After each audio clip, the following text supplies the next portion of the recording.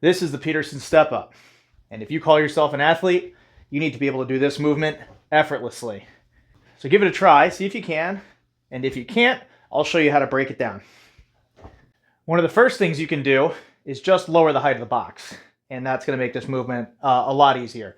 And it's still challenging and you still need to be in the right position.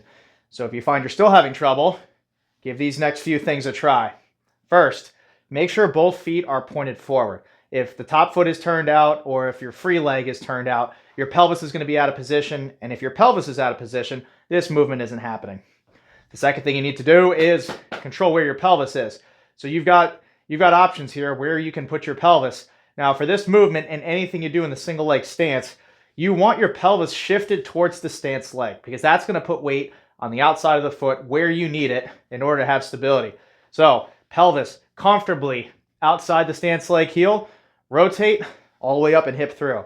Now with one 6-inch box, it's a much smaller movement. I'm not doing that big movement here. It's much smaller. It's much easier. Now you don't have to do the arms. If you're having trouble, just put your hands in your hips, control your pelvis, and I recommend you still get a little bit of torso rotation here. And what I'm doing is using that rotation to drive my weight, drive my pelvis outside and drive that weight to the outside of my foot. And once you figure this out, try it with the arms. Once you figure that out, put all the boxes back on. To figure out how high the box needs to be, what you want is the box height to be just below your kneecap. That is the gold standard for this.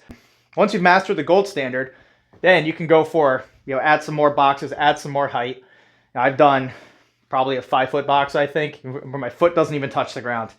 So this is really, it's all about control, which in your training, you want to be working on control because out on a field, playing field, track, wherever you compete, that environment is uncontrolled. And so by developing control in your routine, you're going to improve your control on the field. If you have questions, leave them in the comments. If you like this, be sure to subscribe so you can keep up with me. If you need a box, I've got a link, an affiliate link in the comments. Check it out. Thanks for watching. Have a great day.